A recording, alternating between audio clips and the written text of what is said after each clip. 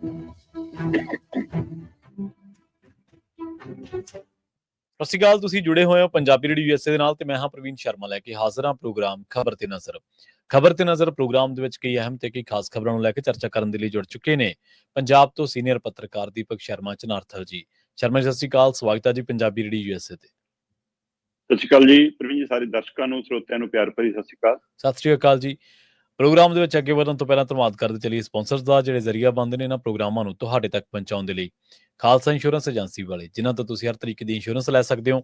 Insurance ਬਾਰੇ ਪਤਾ ਕਰਨ ਦੇ ਲਈ ਇਹਨਾਂ ਦਾ ਨੰਬਰ ਹੈ 408-272-2500। ਇਹ 1992 ਤੋਂ ਲਗਾਤਾਰ ਇੰਸ਼ੋਰੈਂਸ ਬਿਜ਼ਨਸ ਦੇ ਵਿੱਚ ਸ਼ਾਨਦਾਰ ਸੇਵਾਵਾਂ ਦੇ ਰਹੇ ਨੇ ਤੇ ਅਮਰੀਕਾ ਭਰ ਦੇ ਵਿੱਚ ਇੰਸ਼ੋਰੈਂਸ ਕਰਦੇ ਨੇ। ਓਬਾਮਾ ਕੇਅਰ, ਮੈਡੀਕੇਅਰ ਜਾਂ ਫਿਰ ਕਵਰਡ ਕੈਲੀਫੋਰਨੀਆ ਬਾਬਤ ਪਾਲਿਸੀ ਕਰਵਾਉਣ ਦੇ ਲਈ ਸਲਾਹ ਲੈਣ ਦੇ ਲਈ ਅੱਜ ਹੀ ਕਾਲ ਕਰੋ 408-272-2500 ਤੇ। ਟਰਕੀਅਨ ਇਮੀਗ੍ਰੇਸ਼ਨ ਲਾ ਫਰਮ ਵਾਲੇ, ਜੇ ਟਰਕੀਅਨ ਟੋਨੀ ਟਰਕੀਅਨ ਦੇ ਨਾਲ ਤੁਸੀਂ USA ਇਮੀਗ੍ਰੇਸ਼ਨ ਬਾਬਤ ਕੋਈ ਵੀ ਸਲਾਹ ਕਰਨੀ ਹੈ, ਕੋਈ ਵੀ ਸਵਾਲ ਪੁੱਛਣਾ ਤੇ ਇਹਨਾਂ ਦਾ ਨੰਬਰ ਹੈ 415-909-0503। Gurdeep Singh Birdi Clovis, Mandeep Singh, Sandeep Kaur San Jose, Gurpal Singh, Jind Kaur Bakersfield, Anayat Kaur Bakersfield, Mahinder Singh, Mahinder Kaur Mattu Yuba City, Amrik Singh Atwal, Jarnail Singh Yuba City, Jaswinder Singh Nagra Roseville. ਇਹਨਾਂ ਸਾਰੇ ਹੀ ਸਪਾਂਸਰਸ ਦਾ ਬਹੁਤ ਬਹੁਤ ਧੰਨਵਾਦ। ਤੇ ਜੇਕਰ ਤੁਸੀਂ ਵੀ ਪੰਜਾਬੀ ਰੇਡੀਓ USA ਦੇ ਇਹਨਾਂ ਪ੍ਰੋਗਰਾਮਾਂ ਨੂੰ ਸਪਾਂਸਰ ਕਰਨਾ ਚਾਹੁੰਦੇ ਹੋ ਤਾਂ ਸਟੂਡੀਓ ਦਾ ਨੰਬਰ ਹੈ 408-272-5200। ਅੱਜ ਦਾ ਖਬਰ ਤੇ ਨਜ਼ਰ ਪ੍ਰੋਗਰਾਮ ਸਾਲ 2024 ਦੀ 28 ਨਵੰਬਰ ਦਾ ਪ੍ਰੋਗਰਾਮ ਹੈ ਤੇ ਦਿਨ ਅੱਜ ਵੀਰਵਾਰ ਹੈ। ਕਈ ਅਹਿਮ ਤੇ ਕਈ ਖਾਸ ਖਬਰਾਂ ਦਾ ਰੁਖ ਕਰਨ ਤੋਂ ਪਹਿਲਾਂ ਤੁਹਾਡੇ ਸਾਰਿਆਂ ਦੇ ਨਾਲ ਇਹ ਜਾਣਕਾਰੀ ਸਾਂਝੀ ਕਰਦੀ ਚੱਲੀਏ ਕਿ ਬਲੈਕ ਫਰਾਈਡੇ ਤੇ ਜਿਹੜਾ ਸਾਈਬਰ ਮੰਡੇ ਆ, ਉਹਨੇ ਇਹਨਾਂ ਦੋਨਾਂ ਦਿਨਾਂ ਦੇ ਮੱਦੇਨਜ਼ਰ, ਇਹਨਾਂ ਦੋਨਾਂ ਦਿਨਾਂ ਦੇ ਮੌਕੇ ਦੇ ਉੱਤੇ ਪੰਜਾਬੀ ਰੇਡੀਓ USA ਨੇ ਆਪਣੇ ਸਰੋਤਿਆਂ ਦੀ ਖਾਤਰ ਇੱਕ ਖਾਸ ਆਫਰ ਲੈ ਕੇ ਆਂਦੀ ਹੈ। ਪੰਜਾਬੀ ਰੇਡੀਓ USA ਦਾ ਇੰਟਰਨੈਟ ਰੇਡੀਓ ਸੈੱਟ ਤੁਸੀਂ ਅਮਰੀਕਾ ਭਰ ਦੇ ਵਿੱਚ ਕਿਤੇ ਵੀ ਆਰਡਰ ਕਰਦੇ ਹੋ, ਕਿਤੇ ਵੀ ਉਹਦਾ ਆਰਡਰ ਕਰਦੇ ਹੋ ਤਾਂ ਉਹਦੇ ਤੇ ਤੁਹਾਨੂੰ ਸ਼ਿਪਿੰਗ ਚਾਰਜਸ ਜਿਹੜੇ ਨੇ ਉਹ ਨਹੀਂ ਪੈਣਗੇ, ਉਹ ਬਿਲਕੁਲ ਫ੍ਰੀ ਆ। ਆਰਡਰ ਤੁਹਾਨੂੰ ਕਰਨਾ ਤੇ ਤੁਸੀਂ ਆਰਡਰ ਕਰਨ ਲਈ ਕਾਲ ਕਰ ਸਕਦੇ ਹੋ 408-272-5200 ਦੇ ਉੱਤੇ। ਜੇਕਰ ਖਬਰਾਂ ਦਾ ਰੁਖ ਕਰੀਏ ਸ਼ਰਮਾ ਜੀ, ਤੇ ਸ਼ੁਰੂਆਤ ਕਰੀਏ ਪੰਜਾਬ ਦੀ ਪੰਥਕ ਪੋਲਿਟਿਕਸ ਤੋਂ। ਜਥੇਦਾਰ ਸਾਹਿਬ ਨੇ ਤਾੜਨਾ ਕੀਤੀ ਹੈ ਕੋਈ ਤੇ ਬਾਦਲਾਂ ਦਾ ਫਿਕਰ ਵੀ ਨਾਲੋਂ ਨਾਲ ਵਧਿਆ ਹੋਇਆ ਹੈ ਤੇ ਉਧਰ ਦੂਜੇ ਪਾਸੇ 2 ਤਰੀਕ ਦੇ ਮੱਦੇਨਜ਼ਰ ਕਹਿੰਦੇ ਸੁਧਾਰ ਲਹਿਰ ਵਾਲਿਆਂ ਨੇ ਵੀ ਅਸਤੀਫੇ ਦੇ ਦਿੱਤੇ ਆ ਜੀ। ਪ੍ਰਵੀਨ ਜੀ, 2 ਦਸੰਬਰ ਨੂੰ ਪੰਜ ਸਿੰਘ ਸਾਹਿਬਾਨਾਂ ਦੀ ਬੈਠਕ ਜਿਹੜੀ ਸ਼੍ਰੀ ਅਕਾਲ ਤਖਤ ਸਾਹਿਬ ਤੇ ਹੋਣੀ ਹੈ ਜੀ, ਉਹਦੇ ਲਈ ਸਕੱਤਰੇਤ ਵੱਲੋਂ ਜਿਹੜੀ ਸੂਚਨਾ ਜਾਰੀ ਕੀਤੀ ਗਈ ਸੀ, ਉਹਦੇ ਵਿੱਚ ਸਪਸ਼ਟ ਲਿਖਿਆ ਸੀਗਾ ਕਿ ਸੁਖਬੀਰ ਸਿੰਘ ਬਾਦਲ ਨੂੰ ਉਸ ਦਿਨ ਤਲਬ ਕੀਤਾ ਜਾ ਰਿਹਾ। ਹਾਂਜੀ, ਉਸੇ ਦਿਨ 2007 ਤੋਂ ਲੈ ਕੇ 17 ਤੱਕ ਵਾਲੇ ਜਿਹੜੇ ਸਿੱਖ ਮੰਤਰੀ ਰਹੇ ਨੇ ਉਹ ਹਾਜ਼ਰ ਹੋ ਜਾਣ। ਜਿੰਨੇ ਵੀ ਕੋਰ ਕਮੇਟੀ ਦੇ ਮੈਂਬਰ ਰਹੇ ਨੇ ਉਸ ਸਮੇਂ ਦੇ ਅਕਾਲੀ ਦਲ ਦੇ ਵਿੱਚ, ਉਹ ਸਾਰੇ ਮੈਂਬਰ, ਇਸੇ ਤਰ੍ਹਾਂ 2015 ਵਾਲੀ ਸ਼੍ਰੋਮਣੀ ਕਮੇਟੀ ਦੇ ਕਾਰਜਕਾਰਨੀ ਦੇ ਮੈਂਬਰ ਤੇ ਅਹੁਦੇਦਾਰ, ਮੌਜੂਦਾ ਪ੍ਰਧਾਨ, ਸਕੱਤਰ, ਉਹ ਸਾਰੇ ਹਾਜ਼ਰ ਹੋ ਜਾਣ। ਇਸੇ ਦੇ ਵਿੱਚ ਉਹ 3 ਸਾਬਕਾ ਜਥੇਦਾਰਾਂ ਨੂੰ ਸਪਸ਼ਟੀਕਰਨ ਦੇਣ ਲਈ ਕਿਹਾ ਸੀਗਾ ਜੀ। ਹੁਣ ਇਹ ਤੋਂ ਅਗਲੇ ਪੜਾਅ ਦੇ ਵਿੱਚ ਜਿਹੜੇ ਕੋਰ ਕਮੇਟੀ ਦੇ ਮੈਂਬਰਾਂ ਨੂੰ, ਜਿਵੇਂ ਮਤਲਬ ਕਿ ਪਹਿਲਾਂ ਮੰਤਰੀਆਂ ਵਾਲਾ ਸੀਗਾ, ਉਹ 17 ਮੰਤਰੀ ਸੀਗੇ ਜਿਨ੍ਹਾਂ ਨੇ ਸਪਸ਼ਟੀਕਰਨ ਦਿੱਤੇ ਹੋਏ ਨੇ, ਹੈ ਨਾ। ਕੁਝ ਸੁਧਾਰ ਲਹਿਰ ਵਾਲੇ ਪਾਸੇ ਨੇ, ਕੁਝ ਉਧਰ ਜਿਹੜੇ ਸਾਬਕਾ ਮੰਤਰੀ ਰਹੇ ਨੇ, ਉਹ 17 ਨੂੰ ਜਿਵੇਂ ਤਲਬ ਕੀਤਾ, ਉਸੇ ਤਰ੍ਹਾਂ ਹੁਣ ਕੋਰ ਕਮੇਟੀ ਮੈਂਬਰਾਂ ਦੇ ਨਾਮ ਇੱਕ ਚਿੱਠੀ ਤਾੜਨਾ ਭਰੀ ਸਕੱਤਰੇਤ ਤੋਂ ਜਾਰੀ ਹੋਈ ਹੈ। ਠੀਕ ਹੈ ਜੀ। ਉਸ ਚਿੱਠੀ ਦੇ ਵਿੱਚ ਮਤਲਬ ਕਿ ਜਿਸ ਤਰ੍ਹਾਂ ਦੀ ਇਬਾਰਤ ਹੈ, ਉਹ ਸੁਨੇਹਾ ਦਿੰਦੀ ਹੈ ਕਿ ਸਿੰਘ ਸਾਹਿਬਾਨ ਪੰਥਕ ਰੋਹ ਰੀਤਾਂ ਅਨੁਸਾਰ ਇੱਕ ਇਤਿਹਾਸਕ ਫੈਸਲਾ 2 ਤਰੀਕ ਨੂੰ ਕਰ ਸਕਦੇ ਨੇ। ਉਹ ਚਿੱਠੀ ਦੀ ਇਬਾਰਤ ਕੋਰ ਕਮੇਟੀ ਦੇ ਮੈਂਬਰਾਂ ਨੂੰ, ਚਾਹੇ ਉਹਦੇ ਵਿੱਚ ਮਤਲਬ ਢੀਂਡਸਾ ਹੋਵੇ, ਚਾਹੇ ਉਹਦੇ ਵਿੱਚ ਮਲੂਕਾ ਹੋਵੇ, ਚਾਹੇ ਉਹ ਚੰਦੂ ਮਾਜਰਾ ਹੋਵੇ, ਚਾਹੇ ਦਲਜੀਤ ਚੀਮਾ ਹੋਵੇ, ਜਿਹੜੇ ਵੀ ਅਕਾਲੀ ਦਲ ਦੀ ਕੋਰ ਕਮੇਟੀ ਦੇ ਮੈਂਬਰ ਰਹੇ ਨੇ, ਉਹਨਾਂ ਨੂੰ ਸਖਤ ਲਫ਼ਜ਼ਾਂ ਦੇ ਵਿੱਚ ਤਾੜਨਾ ਕਰਦਿਆਂ ਇਹ ਲਿਖਿਆ ਗਿਆ ਕਿ ਅਕਾਲੀ ਸਰਕਾਰ ਦੇ ਹੁੰਦਿਆਂ ਜੋ ਬੱਜਰ ਗੁਨਾਹ ਹੋਏ ਨੇ ਜੀ, ਇਹ ਸ਼ਬਦ ਬੱਜਰ ਗੁਨਾਹ ਹੋਏ ਨੇ ਜੀ ਜੀ, ਤੇ ਇਹਦੇ ਨਾਲ ਪੰਥ ਨੂੰ ਠੇਸ ਪਹੁੰਚੀ ਹੈ, ਮਰਿਆਦਾ ਨੂੰ ਠੇਸ ਪਹੁੰਚੀ ਹੈ, ਮਾਨ ਸਨਮਾਨ ਘਟਿਆ ਕੌਮ ਦਾ, ਪੰਥ ਦਾ, ਹੈ ਨਾ, ਤੇ ਅਕਾਲੀ ਦਲ ਕਮਜ਼ੋਰ ਹੋਇਆ। ਇਹ ਸਾਰੀ ਇਬਾਰਤ ਇਸ ਗੱਲ ਦਾ ਸੰਕੇਤ ਕਰਦੀ ਹੈ ਕਿ ਸਰਕਾਰ ਦੀਆਂ ਨੀਤੀਆਂ, ਪਾਰਟੀ ਦੀਆਂ ਗਲਤੀਆਂ, ਜਿਹਦੇ ਕਾਰਨ ਕੌਮ ਨੂੰ ਵੀ ਠੇਸ ਪਹੁੰਚੀ, ਮਾਨ ਸਨਮਾਨ ਵੀ ਘਟਿਆ ਪੰਥਕ ਸੰਸਥਾਵਾਂ ਦਾ, ਤੇ ਉਹਦੇ ਨਾਲ ਨਾਲ ਸ਼੍ਰੋਮਣੀ ਅਕਾਲੀ ਦਲ ਜਿਹੜੀ ਪੰਥ ਦੀ ਰਾਜਨੀਤਿਕ ਨੁਮਾਇੰਦਗੀ ਕਰਦੀ ਜਮਾਤ ਸੀ, ਉਹ ਵੀ ਕਮਜ਼ੋਰ ਹੋਈ ਹੈ। ਇਸ ਲਈ ਉਹ ਕਹਿੰਦੇ ਕਿ ਕੋਰ ਕਮੇਟੀ ਦੇ ਮੈਂਬਰਾਂ ਨੂੰ ਇਹ ਸ਼ਬਦ ਲਿਖਦਿਆਂ ਹੋਇਆਂ ਸਕੱਤਰੇਤ ਤੋਂ, ਸ਼੍ਰੀ ਅਕਾਲ ਤਖਤ ਸਾਹਿਬ ਦੇ ਤੋਂ ਤਾੜਨਾ ਕੀਤੀ ਗਈ ਕਿ ਜੇ ਉਸ ਦਿਨ ਪੇਸ਼ ਹੋਣ ਲੱਗਿਆ ਤੁਹਾਡੇ ਹਮਾਇਤੀਆਂ ਨੇ ਕੋਈ ਹੋ ਹੱਲਾ ਮਚਾਇਆ ਤਾਂ ਫਿਰ ਜ਼ਿੰਮੇਵਾਰ ਤੁਸੀਂ ਹੋਵੋਗੇ। ਉਹ ਠੀਕ ਹੈ ਜੀ। ਹੁਣ ਇਹਦੇ ਪਿੱਛੇ ਇਹ ਲਿਖਣ ਦੀ ਜ਼ਰੂਰਤ ਕਿਉਂ ਪਈ? ਹੂੰ ਜਦੋਂ ਇਹ ਸਾਰਾ ਕੁਝ ਆ ਗਿਆ ਸੀਗਾ ਕਿ ਭਾਈ ਤੁਸੀਂ ਆਹ ਤਰੀਕ ਨੂੰ ਆ ਕੇ ਪੇਸ਼ ਹੋਣਾ, ਤੁਹਾਡੀ ਸ੍ਰੀ ਅਕਾਲ ਤਖਤ ਸਾਹਿਬ ਤਹਿਸੀਲ ਦੇ ਸਾਹਮਣੇ ਉਦੋਂ ਹਾਜ਼ਰੀ ਹੋਣੀ ਚਾਹੀਦੀ ਆ, ਹੂੰ ਫਿਰ ਇਹ ਅਚੇਚੀ ਚਿੱਠੀ ਭੇਜ ਕੇ ਇਹ ਤਾੜਨਾ ਭਰੀ ਸ਼ਬਦ ਲਿਖਣ ਦੀ ਕਿਉਂ ਜ਼ਰੂਰਤ ਪਈ? ਮੈਂ ਇਹਨੂੰ ਦੋ ਘਟਨਾਵਾਂ ਚੋਂ ਦੇਖਦਾ। ਠੀਕ ਹੈ ਜੀ। ਪਹਿਲੀ ਘਟਨਾ ਬਿਲਕੁਲ ਤਾਜ਼ੀ ਹੈ ਤੇ ਦੂਸਰੀ ਘਟਨਾ ਕਾਫੀ ਪਿਛਾਂ ਜਾ ਕੇ ਹੈ। ਠੀਕ ਹੈ ਜੀ।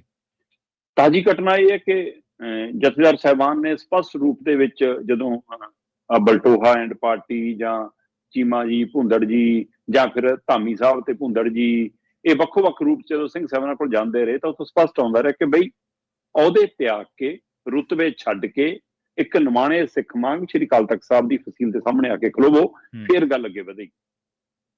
ਮਤਲਬ ਉਹ ਤੋਂ ਸਪਸ਼ਟ ਸੀਗਾ ਕਿ ਉਹਦੇ ਅਸਤੀਫੇ ਦੇ ਕੇ ਆਓ। ਜੀ ਜੀ ਬਿਲਕੁਲ। ਸੁਖਬੀਰ ਬਾਦਲ ਦੇ ਅਸਤੀਫੇ ਤੇ ਜੋ ਡਰਾਮਾ ਹੋਇਆ, ਆਪਾਂ ਉਸੇ ਦਿਨ ਗੱਲ ਕਰ ਰਹੇ ਸੀਗੇ ਕਿ ਇਹ ਸੁਖਬੀਰ ਦੀ ਹਮਾਇਤ ਘੱਟ ਹੈ, ਇਹ ਗੁਰੂ ਨੂੰ, ਪੰਥ ਨੂੰ, ਮਰਿਆਦਾ ਨੂੰ, ਤਖਤ ਨੂੰ, ਸਿੰਘ ਸਾਹਿਬਾਨਾਂ ਦੇ ਉਸ ਰੁਤਬੇ ਨੂੰ ਚੈਲੰਜ ਵੱਧਦਾ। ਬਿਲਕੁਲ ਸਹੀ ਹੈ ਜੀ। ਜਿਸ ਤਰ੍ਹਾਂ ਯੂਥ ਲੀਡਰਸ਼ਿਪ ਵਾਲਿਆਂ ਨੇ ਡਰਾਮਾ ਕੀਤਾ ਕਿ ਸਾਡੇ ਵੀ ਅਸਤੀਫੇ ਲੈ ਲਓ, ਸੁਖਬੀਰ ਬਾਦਲ ਤੇਰੀ ਸੋਚ ਤੇ ਪਹਿਰਾ ਦੇਾਂਗੇ ਠੋਕ ਕੇ, ਇਹ ਅੰਦਰ ਮੀਟਿੰਗ ਚ ਕੋਰ ਕਮੇਟੀ ਵਾਲੇ ਵੀ ਅਸੀਂ ਬਾਹਾਂ ਖੜੀਆਂ ਕਰਕੇ ਕਹਿੰਦੇ ਆ ਜੀ ਕਿ ਆ ਸਾਡੇ ਅਸਤੀਫੇ ਲੈ ਲਓ ਜੀ, ਅਸੀਂ ਵੀ ਫਿਰ ਜੇ ਸੁਖਬੀਰ ਦਾ ਅਸਤੀਫਾ ਪ੍ਰਵਾਨ ਹੋ ਗਿਆ ਹੈ ਨਾ, ਅਜਿਹੀਆਂ ਗੱਲਾਂ। ਤੇ ਫਿਰ ਭੁੰਦੜ ਜੀ ਕਹਿੰਦੇ ਮੇਰਾ ਤਾਂ ਕੰਨ ਥੱਕ ਗਿਆ ਜੀ ਫੋਨ ਸੁਣਦਿਆਂ, ਇੰਨੇ ਫੋਨ ਆ ਰਹੇ ਅਸਤੀਫਾ ਨਹੀਂ। ਮਤਲਬ ਇਹ ਮਾਹੌਲ ਜਿਹੜਾ ਸਿਰਜਿਆ ਜਾ ਰਿਹਾ ਸੀ ਉਹ ਐ ਸੀ ਜਿਵੇਂ ਤੁਸੀਂ ਤਨਖਾਹੀਏ ਬੰਦੇ ਦੇ ਹੱਕ 'ਚ ਖੜ ਕੇ ਮਤਲਬ ਕਿ ਅਕਾਲ ਤਖਤ ਸਾਹਿਬ ਨੂੰ ਚੈਲੰਜ ਕਰ ਰਹੇ ਹੋ, ਉਹਨਾਂ ਦੇ ਫੈਸਲੇ ਨੂੰ ਪ੍ਰਭਾਵਿਤ ਕਰਨ ਦੀ ਕੋਸ਼ਿਸ਼ ਕਰ। ਸੋ ਇਹ ਮੈਨੂੰ ਇਹ ਚਿੱਠੀ ਉਸ ਵਿਵਹਾਰ ਚੋਂ ਲੱਗਦੀ ਹੈ, ਤੀਰੇ ਚੋਂ ਲੱਗਦੀ ਹੈ। ਕੋਈ ਜਿਹੜੇ ਅਸਤੀਫੇ ਤੇ ਡਰਾਮਾ ਕਰ ਸਕਦੇ ਉਦੋਂ ਤਾਂ ਸੁਖਬੀਰ ਬਾਦਲ ਦੀ ਜ਼ਿੰਦਗੀ ਦਾ ਫੈਸਲਾ ਹੋਣਾ, ਚਾਹੇ ਉਹ ਧਾਰਮਿਕ ਹੈ ਤੇ ਚਾਹੇ ਉਹ ਰਾਜਨੀਤਿਕ ਹੈ, ਚਾਹੇ ਤਰੀਕੇ ਦਾ। ਬਿਲਕੁਲ ਸਹੀ ਹੈ, ਬਿਲਕੁਲ। ਸੋ ਇਸ ਲਈ ਫਿਰ ਉਦਾਂ ਇਹ ਕੁਝ ਵੀ ਕਰ ਸਕਦੇ ਨੇ।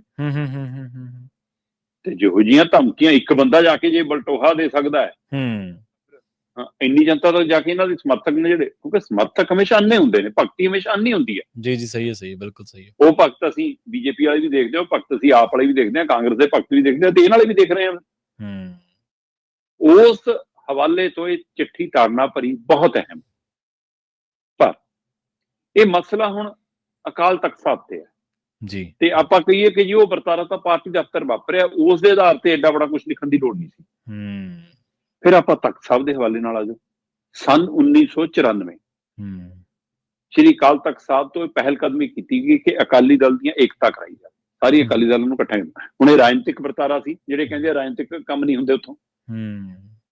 1994 ਦੇ ਵਿੱਚ ਜਦੋਂ ਅਕਾਲ ਤਖਤ ਸਾਹਿਬ ਤੋਂ ਮੇਰੇ ਖਿਆਲ ਉਸ ਸਮੇਂ ਕਾਰਜਕਾਰੀ ਜਥੇਦਾਰ ਅਕਾਲ ਤਖਤ ਸਾਹਿਬ ਦੇ ਪ੍ਰੋਫੈਸਰ ਮਨਜੀਤ ਸਿੰਘ ਸੀਗੇ, ਉਹਨਾਂ ਨੇ ਕੋਸ਼ਿਸ਼ ਕੀਤੀ ਕਿ ਆਓ ਵੀ ਸਾਰੇ ਇਕੱਠੇ ਹੋਵੋ, ਆਪਾਂ ਇਕੱਠੇ ਕਰੀਏ। ਪ੍ਰਕਾਸ਼ ਸਿੰਘ ਬਾਦਲ ਤਿਆਰ ਹੀ ਨਹੀਂ ਸੀ। ਬਈ ਤਾਕਤ ਦਾ, ਪਿੱਛੇ ਖੜੇ ਹਜੂਮ ਦਾ ਇਹ ਨਸ਼ਾ ਹੁੰਦਾ ਹੈ। ਸੋ ਉਹ ਤੁਹਾਨੂੰ ਇਕੱਠਿਆਂ ਨਹੀਂ ਹੋਣ ਦੇ ਰਿਹਾ ਸੀ, ਉਹ ਇਸ ਗੱਲ ਲਈ ਸਹਿਮਤ ਨਹੀਂ ਸੀ। ਸੋ ਜਿਸ ਦਿਨ ਪ੍ਰਕਾਸ਼ ਸਿੰਘ ਬਾਦਲ ਨੂੰ ਸ਼੍ਰੀ ਅਕਾਲ ਤਖਤ ਸਾਹਿਬ ਤੇ ਬੁਲਾਇਆ ਗਿਆ ਉਦਮ ਨਾਲ, ਉਸ ਦਿਨ ਪ੍ਰਕਾਸ਼ ਸਿੰਘ ਬਾਦਲ ਦੇ ਨਾਲ ਕਹਿੰਦੇ 8 ਤੋਂ 10,000 ਬੰਦਾ ਦਰਬਾਰ ਸਾਹਿਬ ਪਹੁੰਚ ਗਿਆ। ਬੁਲਾਇਆ ਪ੍ਰਕਾਸ਼ ਸਿੰਘ ਬਾਦਲ ਨੂੰ ਸੀ, ਤੁਸੀਂ ਮੱਥਾ ਟੇਕਣ ਸੱਚਖੰਡ ਦਰਬਾਰ ਸਾਹਿਬ ਆਓ, ਹੈ ਨਾ, ਉਹ ਇੱਕ ਵੱਖਰੀ ਗੱਲ ਹੈ। ਤੁਸੀਂ ਇੱਕ ਲੀਡਰ ਦੇ ਨਾਲ ਉਹਦੇ ਵਰਕਰ ਬਣ ਕੇ ਆਓ, ਇੱਕ ਵੱਖਰਾ ਵਰਤਾਰਾ ਸੀ। 8-10,000 ਬੰਦਾ ਪਹੁੰਚ ਗਿਆ ਤੇ ਕਹਿੰਦੇ 5,000 ਦੇ ਗੇਟ 'ਚ ਬੰਦਾ ਪ੍ਰਕਰਮਾਂ ਨੂੰ ਘੇਰ ਕੇ ਖੜ ਗਿਆ। ਆਮ ਸ਼ਰਧਾਲੂਆਂ ਨੂੰ ਉੱਥੇ ਜਾਣਾ ਵਿਚਰਨਾ ਔਖਾ ਹੋ ਗਿਆ ਜੀ ਜੀ। ਤੇ ਅੰਦਰ ਸੱਚਖੰਡ ਸ੍ਰੀ ਦਰਬਾਰ ਸਾਹਿਬ ਦੇ ਗਲਿਆਰੇ 'ਚ ਬਾਦਲ ਦੇ ਹੱਕ 'ਚ ਨਾਅਰੇਬਾਜ਼ੀ ਹੋਈ। ਉਸ ਸਮੇਂ ਦੀਆਂ ਰਿਪੋਰਟਾਂ ਇਹ ਵੀ ਕਹਿੰਦੀਆਂ ਨੇ ਕਿ ਅੰਦਰ ਜਦੋਂ ਤਖਤ ਸਾਹਿਬ ਦੇ ਅੰਦਰ ਮੀਟਿੰਗ ਚੱਲ ਰਹੀ ਸੀ ਸਿੰਘ ਸਾਹਿਬਾਨਾਂ ਦੀ, ਤਾਂ ਕੁਝ ਸਮਰਥਕਾਂ ਨੇ ਦਰਵਾਜ਼ਾ ਖੁੱਲਣ ਦੇ ਲਈ ਲੱਤਾਂ ਵੀ ਮਾਰੀਆਂ। ਇਹ ਰਿਪੋਰਟਾਂ ਕਹਿੰਦੀਆਂ ਨੇ। ਬਿਲਕੁਲ ਸਹੀ ਹੈ ਜੀ। ਸੋ ਉਸ ਆਧਾਰ ਦੇ ਉੱਤੇ ਕਿ ਜਿਸ ਤਰ੍ਹਾਂ ਦਾ ਉੱਥੇ ਇਹਨਾਂ ਦੇ ਵਰਕਰਾਂ ਵੱਲੋਂ, ਇਹਨਾਂ ਦੇ ਸਮਰਥਕਾਂ ਵੱਲੋਂ ਘਟੀਆ ਵਰਤੀਰਾ 1994 ਚ ਕੀਤਾ ਗਿਆ, ਉਸ ਨੂੰ ਧਿਆਨ ਚ ਰੱਖਦੇ ਆ ਵੀ ਚਿੱਠੀ ਤਾੜਨਾ ਭਰੀ ਲਿਖਣੀ ਜ਼ਰੂਰੀ ਸੀ। ਸੋ ਮੈਂ ਇਹਨਾਂ ਦੋ ਹਵਾਲਿਆਂ ਚੋਂ ਦੇਖਦਾ, ਇਹ ਦੋ ਹਵਾਲਿਆਂ ਦੇ ਵਿੱਚੋਂ ਚਿੱਠੀ ਅਹਿਮ ਹੈ।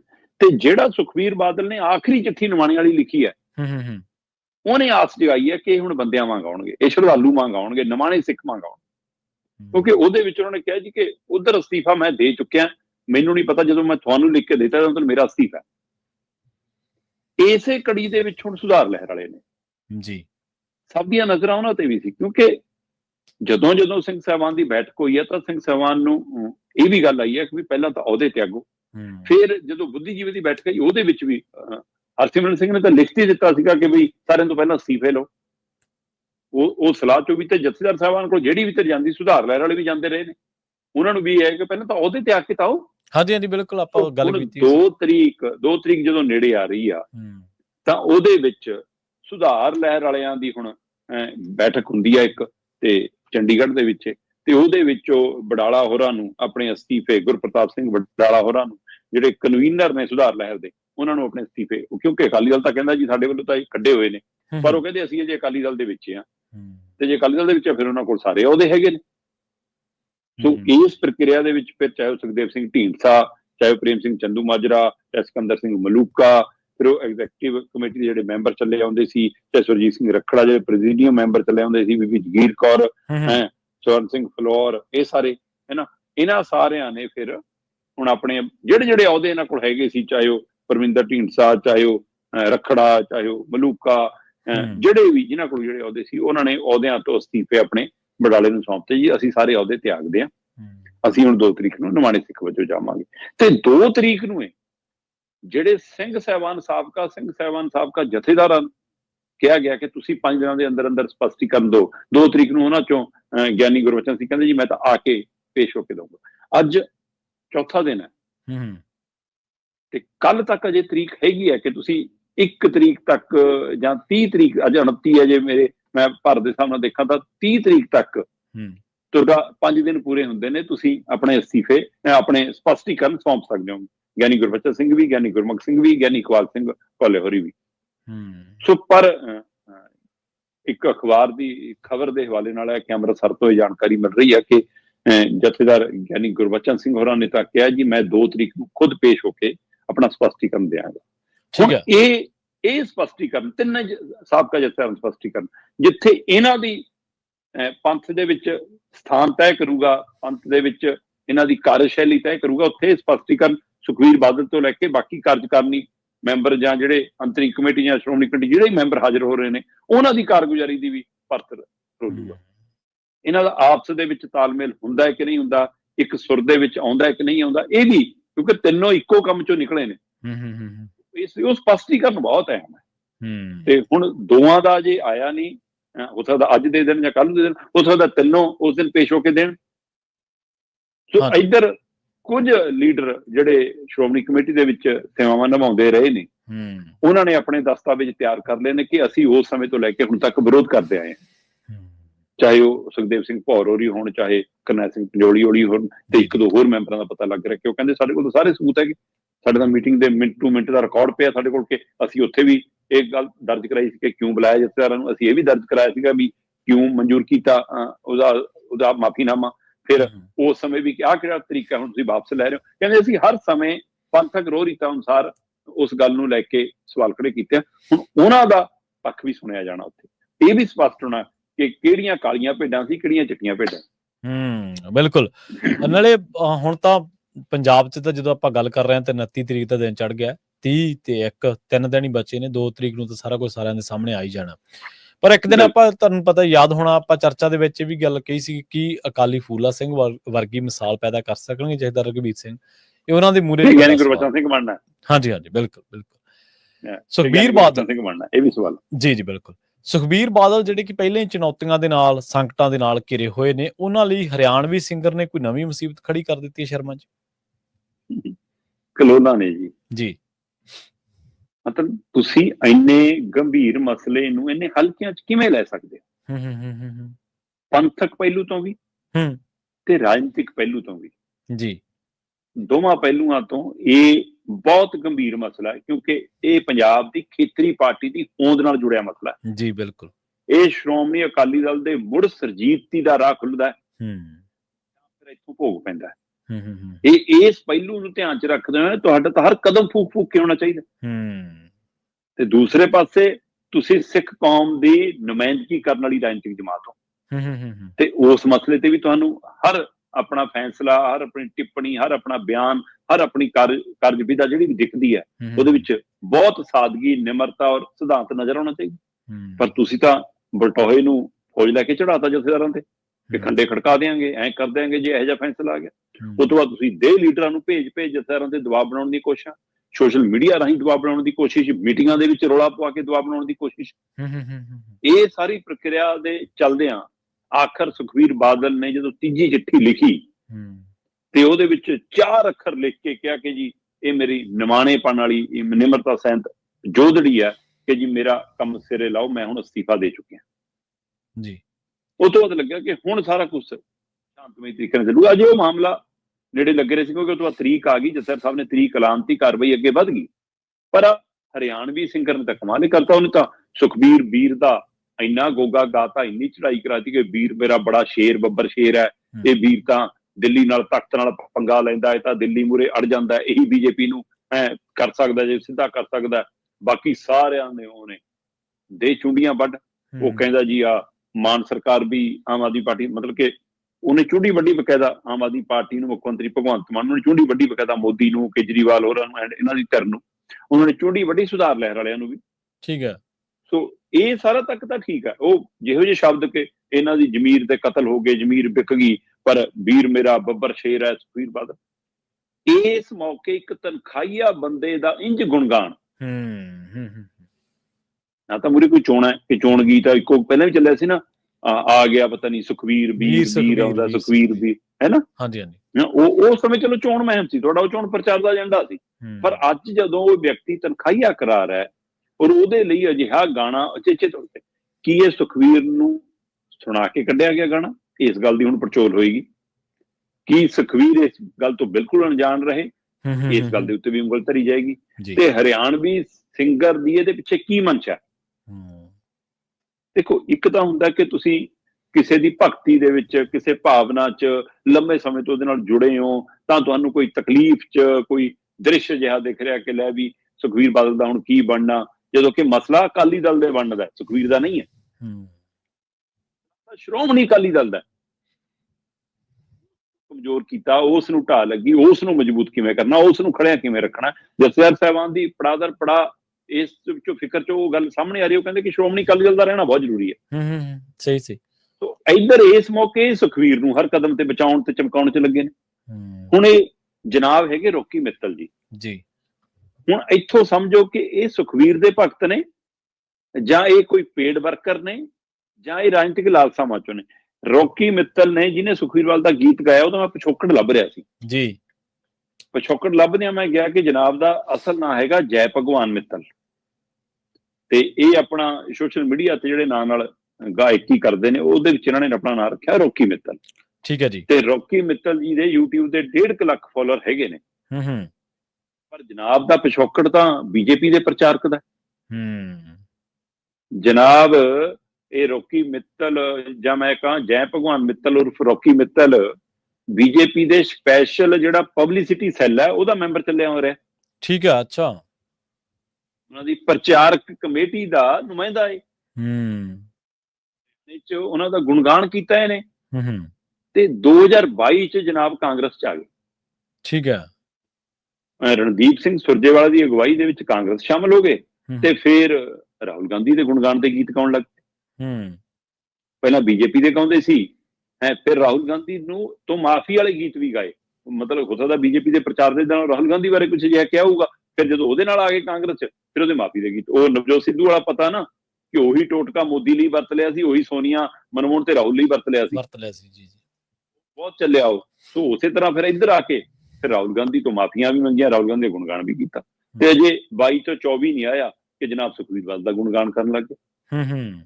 ਸੋ ਇਸ ਲਈ ਪੰਜਾਬ ਦੀ ਪੰਥਕ ਰਾਜਨੀਤੀ ਚ ਇੱਕ ਹਰਿਆਣਵੀ, ਉਹ ਵੀ ਮਤਲਬ ਕਿ ਰੋਕੀ ਮਿੱਤਲ ਨਾਂ ਦੇ ਗਾਇਕ ਦਾ, ਯੂਟਿਊਬਰ ਗਾਇਕ ਦਾ ਇਸ ਮੌਕੇ ਗੀਤ ਕੀ ਉਹਦੀ ਆਪਣੀ ਭਾਵਨਾ ਚੋਂ ਜਨਮਿਆ ਜਾਂ ਇਹਦੇ ਪਿੱਛੇ ਵੀ ਕੋਈ ਸ਼ਰਾਰਤ ਹੈ? ਸਹੀ ਹੋਵੇ ਸ਼ਰਾਰਤ ਚਾਹੇ ਨਾ ਹੋਵੇ, ਹੈ ਨਾ। ਪਰ ਇਹ ਇੱਕ ਪਾਸੇ ਸਾਬਕਾ ਮਤਲਬ ਕਿ ਜਥੇਦਾਰ ਸਾਹਿਬਾਨ ਇਬਾਰਤ ਲਿਖਣਗੇ ਜਿਹੜੀ ਆਪਣੇ ਸਪਸ਼ਟੀਕਰਨ ਚ, ਦੂਏ ਪਾਸੇ 2 ਆਜ਼ਾਦ ਐਮਪੀਆਂ ਨੇ ਕਿਹਾ ਫਕਰੇ ਕੌਮ ਵਾਪਸ ਲੈ ਲਓ, ਤੇ ਉਧਰ ਫਕਰੇ ਕੌਮ ਵਾਪਸ ਲੈਣ ਦੀ ਗੱਲ ਚੱਲ ਰਹੀ ਹੈ। ਇੱਧਰ ਆ ਫੁਕਰੇ ਗਾਇਕ ਨੇ ਸੁਖਬੀਰ ਬਾਦਲ ਦੀ ਨਵੀਂ ਮੁਸੀਬਤ ਬਤਾਤੀ ਹੈ। ਜੀ ਬਿਲਕੁਲ ਬਿਲਕੁਲ। ਤੇ ਆਪਾਂ ਜੇਕਰ ਗੱਲ ਕਰੀਏ ਸ਼ਰਮਾ ਜੀ, ਭਾਜਪਾ ਦੀ ਮੈਂਬਰਸ਼ਿਪ ਮੁਹਿੰਮ ਆ ਜਿਹੜੀ ਕਿ ਪੰਜਾਬ 'ਚ ਸ਼ੁਰੂ ਹੋਣ ਤੋਂ ਪਹਿਲਾਂ ਹੀ ਦਮ ਤੋੜ ਗਈ ਜੀ। ਦੇਖੋ, ਭਾਰਤੀ ਜਨਤਾ ਪਾਰਟੀ ਜੋ ਦਿਖਾਉਂਦੀ ਹੈ, ਜਿਸ ਕਦਰ ਦਿਖਾਉਂਦੀ ਹੈ, ਉਸ ਕਦਰ ਉਹਦਾ ਵਿਵਹਾਰ ਨਹੀਂ ਹੁੰਦਾ। ਇਸ ਲਈ ਇਹ ਕਾਗਜ਼ੀ ਪੱਤਰੀ ਅੰਕੜਿਆਂ ਵਜੋਂ ਇਸ ਮੁਹਿੰਮ ਨੂੰ ਠੁੱਸ ਮਹਿਸੂਸ ਕੀਤਾ ਜਾ ਰਿਹਾ। ਪਰ ਭਾਜਪਾ ਇੱਕ ਲੁਕਵੇਂ ਏਜੰਡੇ ਤੇ ਪਿੰਡ ਜਿਵੇਂ ਸ਼ਾਖਾ ਲੈ ਆਈ ਆ ਹੁਣ ਜੀ।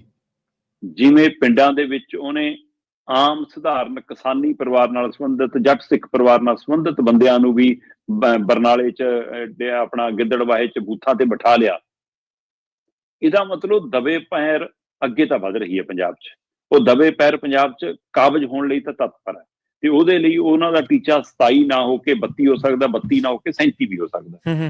ਪਰ ਜਦੋਂ ਅੱਜ ਦੀ ਤਰੀਕ 'ਚ ਦੇਖਦੇ ਹਾਂ ਤਾਂ ਅੱਜ ਦੀ ਤਰੀਕ ਦੇ ਵਿੱਚ ਅਜੇ ਵੀ ਪੰਜਾਬੀਆਂ ਦੇ ਮਨ ਤੇ, ਚਾਹੇ ਉਹ ਸਿੱਖ ਵਰਗ ਤਾਂ ਸਿੱਖ ਵਰਗ, ਕਿਸਾਨੀ ਵਰਗ ਤਾਂ ਕਿਸਾਨੀ ਵਰਗ, SC BC ਤੇ ਹਿੰਦੂ ਵਰਗ ਦੇ ਵੀ ਉਵੇਂ ਮਨ ਤੇ ਨਹੀਂ ਚੜ ਰਹੀ। ਉਹ ਰੰਗ ਨਹੀਂ ਚੜ ਰਿਹਾ ਜਿਹੜਾ ਬੀਜੇਪੀ ਧਾਰਮਿਕ ਕੱਟੜਵਾਦਤਾ ਵਾਲਾ ਚੜਾਉਣਾ ਚਾਹੁੰਦੀ ਸੀ, ਬਿਲਕੁਲ, ਜਾਂ ਜਾਤ ਪਾਤ। ਉਹਦਾ ਪ੍ਰਗਟਾਵਾ ਇਹ ਹੈ ਕਿ ਅਕਾਲੀ ਬੀਜੇਪੀ ਦੇ ਸਮਝੌਤੇ ਦੇ ਤਹਿਤ ਇਹਨਾਂ ਦੀਆਂ 23 ਚੋਂ 19 ਸੀਟਾਂ ਵੀ ਜਿੱਤੀਆਂ ਇਹਨਾਂ ਨੇ।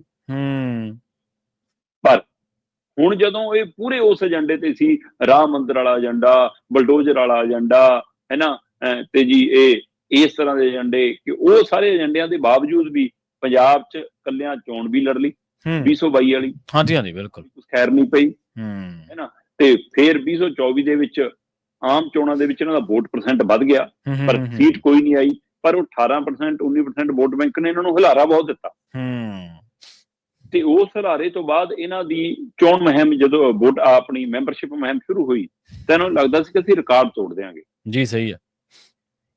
ਉਹ 'ਚ ਜਾਖੜ ਤੋਂ ਵੀ ਇਹਨਾਂ ਨੂੰ ਆਸ ਸੀ, ਕੈਪਟਨ ਕੰਨੀ ਵੀ ਦੇਖ ਰਹੇ ਸੀਗੇ। ਪਰ ਸੱਚਾਈ ਇਹ ਸੀ ਕਿ ਜਿੱਦਣ ਦੇ ਭਾਜਪਾ ਨੇ ਬਾਹਰੀ ਲੀਡਰ ਲਏ ਨੇ, ਸਾਰਾ ਲਾਣਾ ਬੱਗ ਇਕੱਠਾ ਕੀਤਾ ਇਹਨਾਂ ਅਕਾਲੀਆਂ ਕਾਂਗਰਸੀਆਂ ਚੋਂ, ਉਦਣ ਦਾ ਜਿਹੜਾ ਇਹਨਾਂ ਦਾ ਕੱਟੜ ਸਮਰਥਕ ਹੈ, ਕੱਟੜ ਵਰਕਰ ਹੈ, ਟਕਸਾਲੀ ਭਾਜਪਾਈ ਲੀਡਰ ਹੈ, ਉਹ ਨਿਰਾਸ਼ ਹੋ ਕੇ ਘਰੇ ਬੈਠਾ। ਆਪਾਂ ਇਹਦੇ ਹਵਾਲੇ ਨਾਲ ਬਹੁਤ ਵਾਰ ਗੱਲ ਕੀਤੀ। ਅਗਲੇ ਕਹਿੰਦੇ ਕਿ ਗੁਹਾ ਅਸੀਂ ਸਟਾਇਆ, ਕੱਪੜੇ ਅਸੀਂ ਪੜਵਾਏ, ਗਾਲਾਂ ਅਸੀਂ ਖਾਧੀਆਂ, ਡੰਡੇ ਅਸੀਂ ਖਾਧੇ, ਅਸੀਂ ਮੋਦੀ ਦਾ ਗੁਣਗਾਨ ਕਰਦੇ ਰਹੇ, ਪੰਜਾਬ 'ਚ ਰਹਿ ਕੇ ਕਿਸਾਨ ਭਰਾਵਾਂ ਨਾਲ ਵੀ ਨਹੀਂ ਖੜੇ। ਜਿਹੜੇ ਕਿ ਆਪ, ਜਦੋਂ ਕਿ ਕਈ ਇਹਨਾਂ 'ਚੋਂ ਬੀਜੇਪੀਆਂ ਵਾਲਿਆਂ ਕੋਲ ਆਪਣੇ ਖੇਤ ਨੇ, ਆਪਣੀ ਖੇਤੀ ਆ, ਉਹਦੇ ਬਾਵਜੂਦ ਵੀ ਇਹ ਮੋਦੀ ਨਾਲ ਖੜੇ। ਉਹ ਕਹਿੰਦੇ ਕਿ ਜੇ ਇਹਨਾਂ ਨੇ ਆ ਕੇ ਰਾਜ ਭਾਗ ਮੰਨਣਾ ਸਾਡੀ ਪਾਰਟੀ 'ਚ ਵੀ, ਫਿਰ ਇਹਨਾਂ ਤੋਂ ਹੀ ਮੈਂਬਰਸ਼ਿਪ ਕਰਵਾ ਲਓ। ਬਿਲਕੁਲ ਜੀ, ਬਿਲਕੁਲ। ਪ੍ਰਵੀਨ ਜੀ, ਪਿਛਲੀ ਵਾਰ ਜਦੋਂ ਬੀਜੇਪੀ ਦੀ ਮੈਂਬਰਸ਼ਿਪ ਮੁਹਿੰਮ ਸੀ ਤਾਂ ਉਸ ਸਮੇਂ ਪੰਜਾਬ 'ਚੋਂ 23 ਲੱਖ ਮੈਂਬਰ ਬਣੇ ਸੀ ਇਹਨਾਂ ਦੇ। ਤੇ ਇਸ ਵਾਰ ਇਹ ਲੰਮੇ ਸਮੇਂ ਤੋਂ ਲੱਗੇ ਨੇ, ਜਾਖੜ ਆ ਵੀ ਗਏ, ਮੁਹਿੰਮ ਸ਼ੁਰੂ ਵੀ ਕਰਾਤੀ, ਜਾਖੜ ਸਾਈਡ ਤੇ ਵੀ ਹੋ ਗਏ, ਨਵੇਂ ਲੀਡਰਾਂ ਨੂੰ ਫਿਰ ਜਾਂ ਪੁਰਾਣੇ ਲੀਡਰਾਂ ਨੂੰ ਫਿਰ ਆਸ ਜਾਗੀ ਕਿ ਪ੍ਰਧਾਨਗੀ ਸਾਡੇ ਕੋਲ ਆ ਜੂਗੀ, ਪਰ ਤਾਂ ਵੀ ਕੋਈ ਉਹਦੇ ਲਈ ਜੱਦੋਜਹਿਦ ਕਰਦਾ ਨਜ਼ਰ ਨਹੀਂ ਆਇਆ ਕਿ ਮੈਂ ਆਪਣਾ ਚਿਹਰਾ ਮੋਹਰਾ ਦਿਖਾਵਾਂ ਕਿ ਮੈਂ ਕਰਾਤੀ ਜੀ ਮੈਂਬਰਸ਼ਿਪ। ਇੱਕ ਪਾਸੇ 23 ਲੱਖ ਤੇ ਅੱਜ ਦੀ ਤਰੀਕ 'ਚ ਟੀਚਾ ਸੀ 30 ਲੱਖ ਦਾ, ਤੇ ਅਜੇ 4 ਲੱਖ ਵੀ ਨਹੀਂ ਹੋਈ। 3,82,000 ਤੇ ਮੈਂਬਰਸ਼ਿਪ ਮੁਹਿੰਮ ਖੜੀ ਆ। ਰੂਪਾਣੀ ਆ ਕੇ ਬਾਰ-ਬਾਰ ਰੋ ਰਿਹਾ, ਔਖਾ ਭਾਰਾ ਹੋ ਰਿਹਾ, ਤੇ ਨਾ ਇਹਨਾਂ ਦੇ ਸੰਗੀ ਘਰੋਂ ਨਿਕਲ ਕੇ ਰਾਜੀ ਨੇ ਹੁਣ, ਨਾ ਇਹਨਾਂ ਦੇ ਪੁਰਾਣੇ ਕੱਟੜ ਟਕਸਾਲੀ ਭਾਜਪਾ ਨਿਕਲ ਕੇ ਰਾਜੀ ਨੇ। ਅਗਲੇ ਕਹਿੰਦੇ ਕਿ ਆ ਚਿੱਟ ਕੱਪੜੀ ਜਿੰਨੇ ਲਿਆਂਦੇ ਨੇ, ਕੈਪਟਨ ਮਨਪ੍ਰੀਤ, ਕੇਵਲ ਢਿੱਲੋਂ, ਇਹਨਾਂ ਸਾਰਿਆਂ ਤੋਂ ਆਂਠੂ ਠੰਡਲ ਵੀ ਲਿਆਂਦਾ, ਹੰਸਰਾਜ ਵੀ ਕਈ ਕਰ ਘੁਮਾ ਕੇ ਲੈਂਦੇ ਨਾ, ਸਾਰਿਆਂ ਤੋਂ ਕਰਾ ਲਓ ਮੈਂਬਰਸ਼ਿਪ। ਪਰ ਭਰਾਵਾ, ਇਹ ਵਰਕਰ ਥੋੜਾ ਨੇ, ਇਹ ਤਾਂ ਅਹੁਦੇ ਮੰਨਣ ਦੇ ਆਦੀ ਨੇ। ਇਹ ਤਾਂ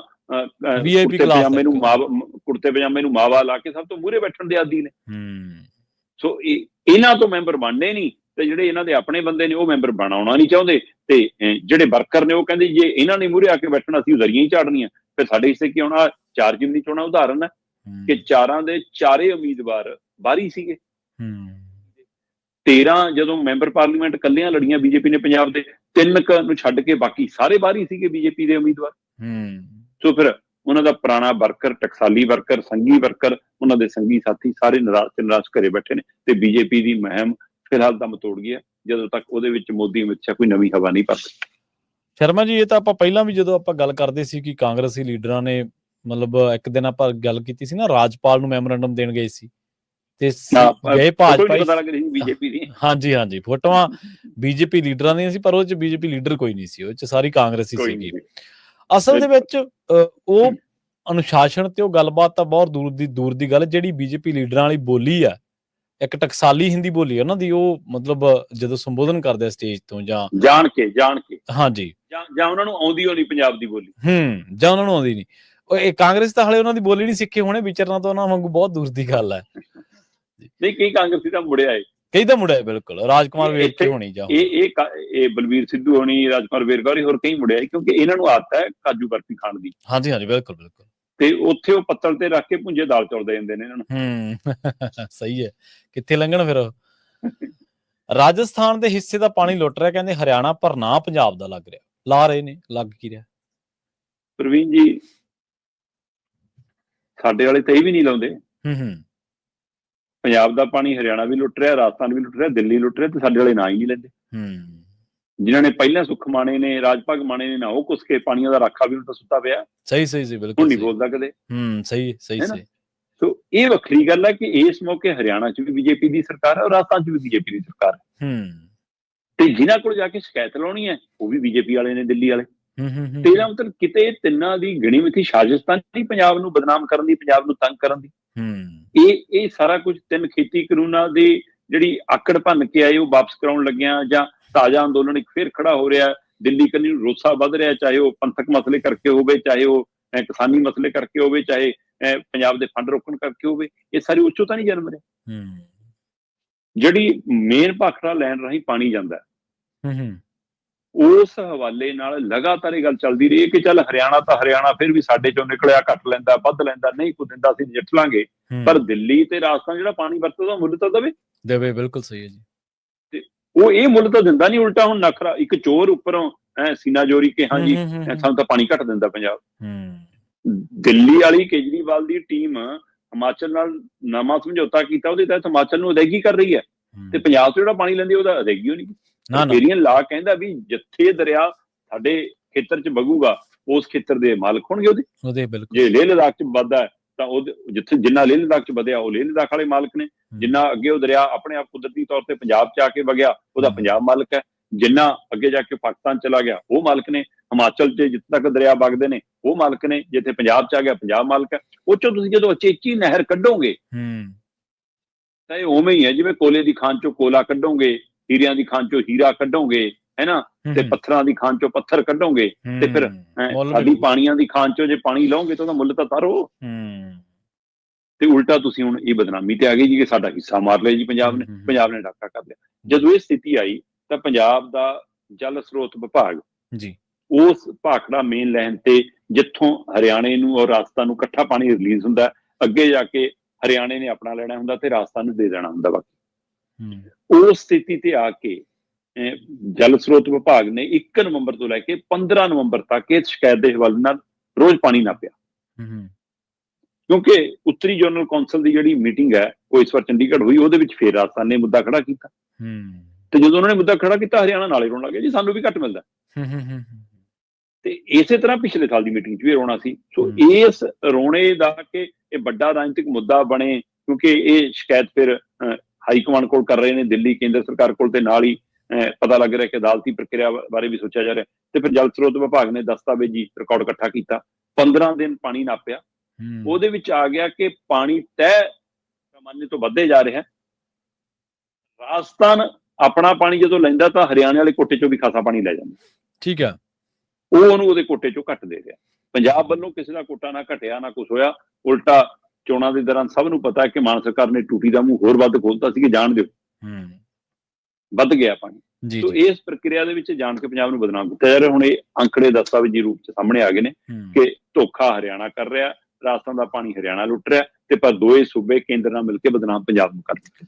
ਜੀ, ਅਗਲੇ ਜੇਕਰ ਦੋਸ਼ ਦੀ ਗੱਲ ਕਰ ਲਈਏ ਕਿ ਇੱਥੇ ਦਾ ਬਦਨਾਮ ਪਾਣੀ ਦੇ ਮਾਮਲੇ 'ਚ ਕੀਤਾ ਜਾ ਰਿਹਾ, ਇੱਕ ਹੋਰ ਪ੍ਰਦੂਸ਼ਣ ਦੇ ਮਾਮਲੇ ਦੇ ਵਿੱਚ, ਪਰਾਲੀ ਦੇ ਧੂਏ ਦੇ ਮਾਮਲੇ ਦੇ ਵਿੱਚ ਪੰਜਾਬ ਨੂੰ ਬਦਨਾਮ ਕੀਤਾ ਜਾਂਦਾ ਹੈ। ਪਰ NGT ਦੀ ਜਿਹੜੇ ਨੈਸ਼ਨਲ ਗ੍ਰੀਨ ਟ੍ਰਿਬਿਊਨਲ ਹੈ, ਉਹਦੀ ਰਿਪੋਰਟ ਇਹ ਦਾਅਵਾ ਕਰਦੀ ਸ਼ਰਮਾ ਜੀ ਕਿ ਪੰਜਾਬ ਦੇ ਵਿੱਚ ਪਰਾਲੀ ਸਾੜਨ ਦੇ ਮਾਮਲੇ 70% ਘਟ ਗਏ ਨੇ ਜੀ। ਪ੍ਰਵੀਨ ਜੀ, ਮੈਂ ਕਹਿੰਦਾ 30% ਵੀ ਜਿਹੜੇ ਹੋ ਰਹੇ ਨੇ ਉਹ ਖਤਰਨਾਕ ਨੇ। ਸਹੀ ਹੈ, ਬਿਲਕੁਲ ਸਹੀ, ਬਿਲਕੁਲ। ਜਿਹੜੀ 30% ਪਰਾਲੀ ਜਲ ਰਹੀ ਹੈ ਉਹ ਵੀ ਨੁਕਸਾਨ, ਉਹ ਵੀ, ਹਾਂਜੀ ਬਿਲਕੁਲ, ਉਹ ਵੀ ਨਾ ਸੜੇ, ਬਿਲਕੁਲ। ਪਰ ਜਿਹੜੀ 70% ਦੀ ਨਹੀਂ ਜਲੀ, ਉਹ 'ਚ ਸਰਕਾਰ ਦਾ ਕਿੰਨਾ ਯੋਗਦਾਨ ਹੈ ਇਹ ਵੀ ਦੱਸ ਦਿਓ ਸਰਕਾਰ। ਸਹੀ। ਹੈ ਨਾ। ਤੇ ਜਿਹੜੀ 30% ਜਲ ਰਹੀ ਹੈ ਉਹਨੂੰ ਬਚਾਉਣ ਦੇ ਲਈ ਸਰਕਾਰ ਕੀ ਕਰ ਰਹੀ ਹੈ, ਦੱਸ ਦੇਵੇ ਸਰਕਾਰ। ਜੀ ਜੀ। ਆਪਾਂ ਇਸ ਰਿਪੋਰਟ ਆਉਣ ਤੋਂ ਪਹਿਲਾਂ ਕਿੰਨੀ ਵਾਰ ਪ੍ਰਦੂਸ਼ਣ ਦੇ ਹਵਾਲੇ ਨਾਲ ਗੱਲ ਕੀਤੀ ਹੈ ਕਿ ਜੇ ਪਰਾਲੀ ਨੂੰ ਅੱਗ ਲੱਗਦੀ ਹੈ ਸਭ ਤੋਂ ਪਹਿਲਾਂ ਨੁਕਸਾਨ ਸਾਡੇ ਆਪਣੇ ਘਰਾਂ ਦਾ, ਆਪਣੇ ਪਿੰਡਾਂ ਦਾ, ਆਪਣੇ ਜਵਾਕਾਂ ਦਾ ਹੁੰਦਾ। ਬਿਲਕੁਲ ਜੀ। ਪਰ ਆਪਾਂ ਇਹ ਵੀ ਗੱਲ ਕੀਤੀ ਹੈ ਕਿ ਇਸ ਵਾਰ ਖੇਤਾਂ ਵੱਲ ਨੂੰ ਜਾ ਕੇ ਦੇਖੋ, ਤੁਹਾਨੂੰ ਅੱਗ ਘੱਟ ਗੱਠਾਂ ਵੱਧ ਦਿਖਦੀਆਂ। ਤੇ ਆਪਾਂ ਲਗਾਤਾਰ ਇਹ ਅੰਕੜਿਆਂ ਦੇ ਹਵਾਲੇ ਨਾਲ ਗੱਲ ਕਰਦੇ ਰਹੇ ਕਿ ਪੰਜਾਬ 'ਚ ਲਗਾਤਾਰ ਗੱਠਾਂ ਬਣਦੀਆਂ, ਬਸ਼ਰਤੇ ਪਰਾਲੀ ਫੈਕਟਰੀਆਂ ਜਾ ਕੇ ਫੁੱਕਦੀਆਂ ਨਹੀਂ ਫੁੱਕਦੀ, ਇਹ ਮਸਲਾ ਨਹੀਂ, ਖੇਤ 'ਚ ਨਹੀਂ ਫੁੱਕੀ ਇਸ ਵਾਰ ਉਹਨੇ। ਪਰ ਲਗਾਤਾਰ NCR ਦਿੱਲੀ ਵਾਲੀਆਂ ਸਾਰੀਆਂ, ਉਹ ਕੀ ਨੋਇਡਾ, ਕੀ ਦਿੱਲੀ, ਕੀ ਗੁੜਗਾਉਂ, ਸਾਰੇ ਪੰਜਾਬ ਕਾ ਦੂੰਗਾ, ਪੰਜਾਬ ਕਾ ਦੂੰਗਾ। ਤੇ ਉਧਰ ਲਾਹੌਰ ਵਾਲਿਆਂ ਰੌਲਾ ਪਾ ਲਿਆ, ਸਾਡੇ ਵੀ ਆ ਗਿਆ। ਹਾਂ, ਜਦੋਂ ਕਿ ਮੁੱਖ ਮੰਤਰੀ ਸਾਹਿਬ ਦਾ ਜਵਾਬ ਆਪਣੇ ਹਮ ਰੁਤਬਾ ਦੇ ਹਵਾਲੇ ਨਾਲ ਸਹੀ ਨਹੀਂ ਸੀ। ਆਪਾਂ ਉਹਦੀ ਵੀ ਗੱਲ ਕੀਤੀ ਸੀ, ਬਿਲਕੁਲ। ਹਾਂ, ਉਹ ਤਰੀਕਾ ਗਲਤ ਸੀ। ਪਰ ਲਾਹੌਰ ਤੋਂ ਲੈ ਕੇ ਦਿੱਲੀ ਤੱਕ ਜਿਹੜਾ ਪੰਜਾਬ ਦੇ ਮੱਥੇ ਤੇ ਦੋਸ਼ ਮੜਿਆ ਜਾ ਰਿਹਾ ਸੀ, ਉਹਦੀ ਫੂਕ NGT ਨੇ ਕੱਢਤੀ। NGT ਦੀ ਰਿਪੋਰਟ ਕਹਿੰਦੀ ਆ ਕਿ ਇਸ ਵਾਰ ਪੰਜਾਬ ਦੇ ਵਿੱਚ 25 ਨਵੰਬਰ ਤੱਕ ਦੇ ਜਿਹੜੇ ਮਾਮਲੇ ਨੇ ਉਹ ਪਿਛਲੇ ਸਾਲ ਦੇ ਨਵੰਬਰ ਦੇ ਮੁਕਾਬਲਿਆਂ ਨਾਲੋਂ 70% ਘੱਟ ਨੇ। ਪਿਛਲੇ ਸਾਲ 25 ਨਵੰਬਰ ਤੱਕ 36,551 ਪਰਾਲੀ ਸੜਨ ਦੇ ਮਾਮਲੇ ਆਏ। ਇਸ ਵਾਰ 25 ਨਵੰਬਰ 2024 ਤੱਕ ਇਹ ਮਾਮਲੇ 10,480 ਕਰੇ ਗਏ। ਕਿਤੇ 10,500 ਦੇ ਕਰੀਬ ਤੇ ਕਿਤੇ 36,500 ਦੇ ਕਰੀਬ। ਤੇ ਇਹਨਾਂ 'ਚ 70% ਦੀ ਕਮੀ ਹੈ ਪਿਛਲੇ ਸਾਲ ਨਾਲੋਂ। ਤੇ ਝੋਨਾ ਤਾਂ ਉਨਾ ਹੀ ਪੈਦਾ ਕਰਕੇ ਦਿੱਤਾ ਸੀ, ਹੈ ਨਾ। ਤੇ ਪਰ ਪਰਾਲੀ ਨੂੰ ਅੱਗੇ ਇਸ ਵਾਰ ਉਨੀ ਨਹੀਂ ਲੱਗੀ, ਦਾ ਮਤਲਬ। ਸੋ ਉਹਦੇ ਬਾਵਜੂਦ ਮੈਨੂੰ ਲੱਗਦਾ ਇਹ ਰਿਪੋਰਟ ਇੱਥੇ ਦੀ ਬਜਾਏ ਦਿੱਲੀ 'ਚ ਵੱਧ ਪ੍ਰਚਾਰੀ ਜਾਣੀ ਚਾਹੀਦੀ ਹੈ। ਦਿੱਲੀ ਵਾਲਿਆਂ ਨੂੰ ਵੱਧ ਦੱਸਣ ਦੀ ਲੋੜ ਆ। ਔਰ ਵੈਸੇ ਵੀ ਓਵਰਆਲ ਜਿਹੜਾ ਕੁੱਲ ਪ੍ਰਦੂਸ਼ਣ ਆ ਉਹਦੇ ਵਿੱਚ ਰਹਿੰਦ ਖੂੰਹਦ ਦੇ ਪ੍ਰਦੂਸ਼ਣ ਦਾ ਜਿਹੜਾ ਹਿੱਸਾ ਹੈ ਉਹ 2 ਤੋਂ 4% ਹੈ ਨਾ। ਪਰ ਮੈਂ ਕਹਿੰਦਾ ਉਹ ਵੀ ਖਤਰਨਾਕ ਹੈ, ਕਿਉਂਕਿ ਉਹ ਇੱਕੋ ਸਮੇਂ ਉੱਭਰਦਾ। ਉਸ ਨੂੰ ਸੰਭਾਲਣ ਦੀ ਜ਼ਿੰਮੇਵਾਰੀ ਸਰਕਾਰਾਂ ਨੇ ਨਿਭਾਉਣੀ ਸੀ, ਉਹ ਨਹੀਂ ਨਿਭਾ ਰਹੇ ਜੀ। ਤੇ ਉਹਦੇ ਮਾਮਲੇ ਤੇ ਵੀ ਸਿੱਧਾ ਦੋਸ਼ ਪੰਜਾਬ ਦੇ ਜਾਂ ਕਿਸਾਨਾਂ ਦੇ ਸਿਰ ਤੇ ਮੜ ਦਿੱਤਾ ਜਾਂਦਾ। ਇਹਦਾ ਹੱਲ ਸਰਕਾਰਾਂ ਨੂੰ ਕਰਨ ਵੱਲ ਜਾਣਾ ਪਏਗਾ। ਪਰ NGT ਦੀ ਰਿਪੋਰਟ ਨੇ ਕਾਫੀ ਸਾਫ਼ ਕਰ ਦਿੱਤਾ ਕਿ 70% ਇਸ ਵਾਰ ਪਰਾਲੀ ਘੱਟ ਸੜੀ ਹੈ ਪੰਜਾਬ 'ਚ। ਹਾਂਜੀ, ਬਿਲਕੁਲ। NGT ਨੇ ਤਾਂ ਹੁਣ ਉਹ ਵੀ ਸਰਕਾਰ ਦਾ ਇੱਕ ਮਹਿਕਮਾ, ਉਹਨੂੰ ਵੀ ਸਰਕਾਰ ਹੀ ਚਲਾਉਂਦੀ ਉਹਨੂੰ ਵੀ। ਤੇ ਜੇਕਰ ਉਹ ਇਹ ਮੰਨਦਾ ਤਾਂ ਫਿਰ ਸਰਕਾਰਾਂ ਨੂੰ ਵੀ ਮੰਨਣਾ ਚਾਹੀਦਾ। ਤੇ ਬਾਕੀ ਜਿਹੜੀ ਗੱਲ ਤੁਸੀਂ ਪਹਿਲੀ ਗੱਲ ਆ, ਉਹੀ ਗੱਲ ਦੇ ਵਿੱਚ ਹੀ ਸਾਰਾ ਤੱਤ ਸਾਰਾ ਵੀ ਜੇ ਤਾਂ ਪਰਾਲੀ ਘੱਟ ਸੜੀ ਹੈ ਤੇ ਸਰਕਾਰ ਦਾ ਤਾਂ ਵੀ ਕੋਈ ਯੋਗਦਾਨ ਨਹੀਂ ਹੈ, ਤੇ ਜੇ ਸੜੀ ਹੈ ਤੇ ਉਹਨੂੰ ਰੋਕਣ 'ਚ ਕੋਈ ਯੋਗਦਾਨ ਨਹੀਂ ਹੈ, ਸਰਕਾਰ ਉੱਥੇ ਵੀ। ਮਤਲਬ ਇਹ ਅਸਮਰੱਥੀ ਨੇ, ਬੇਵਸੀ ਨੇ, ਨਾ ਆਪਦੇ ਕੰਮ ਦੇ ਸਿਰੇ ਲਾਉਣ ਦੇ ਵਿੱਚ ਤੇ ਨਾ ਜੇ ਕੋਈ ਕਰ ਰਿਹਾ ਉਹਨੂੰ ਸਹਿਯੋਗ ਕਰਨ ਦੇ ਵਿੱਚ। ਸ਼ਰਮਾ ਜੀ, ਇਹਨਾਂ ਖਬਰਾਂ ਤੇ ਖਾਸ ਜਾਣਕਾਰੀਆਂ ਦੇ ਲਈ ਤੁਹਾਡਾ ਬਹੁਤ ਬਹੁਤ ਧੰਨਵਾਦ ਜੀ। ਬਹੁਤ ਸ਼ੁਕਰੀਆ ਜੀ। ਪ੍ਰੋਗਰਾਮ ਖਬਰ ਤੇ ਨਜ਼ਰ ਨੂੰ ਆਪਾਂ ਇੱਥੇ ਹੀ ਸਮਾਪਤ ਕਰਾਂਗੇ। ਤੁਹਾਡਾ ਸਾਰਿਆਂ ਦਾ ਵੀ ਬਹੁਤ ਧੰਨਵਾਦ। ਸਤਿ ਸ਼੍ਰੀ ਅਕਾਲ। ਜੁੜੇ ਰਹੋ ਪੰਜਾਬੀ ਰੇਡੀਓ USA ਦੇ ਨਾਲ।